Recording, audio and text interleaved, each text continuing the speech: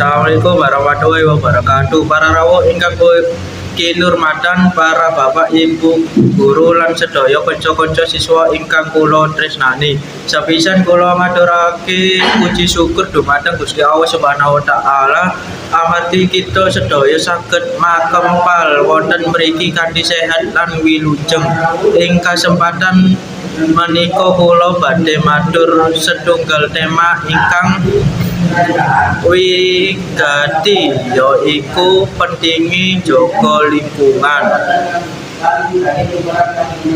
Para rawuh ingkang kula hormati, lingkungan yaiku titipan Gusti kang kudu kita jaga. Saiki akeh kedadosan alam kados banjir, longsor lan udara reget.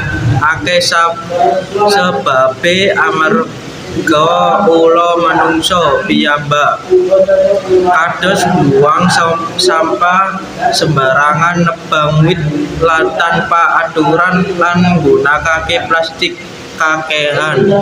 Mulane dadi kewajiban kita sedaya kanggo jaga lan ngrasa lingkungan, awit lingkungan resik bakal maringi urip sing sehat lan nyaman.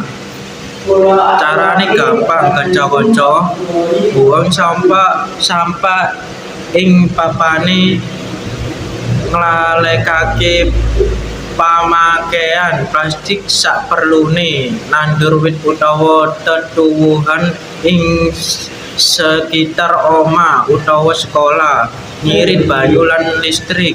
Tindakan cilik nanging yen ditindakake bebarengan bakal maringi owah-owahan gedhe tumrap bumi kita. Para rawuh sedaya, rawat lingkungan dudu tugas pemerintah nanging tugas kabeh wong kalebu para siswa. Yen kita tresnani lingkungan, tegese kita uga tresnani masa depan kita dhewe. Boten langkung punika ing saged kula aturaken, mugi-mugi pepanggihan menika saged maringi manfaat lan nambah kesadaran kita tumrap pentingi jaga lingkungan. Wassalamualaikum warahmatullahi wabarakatuh.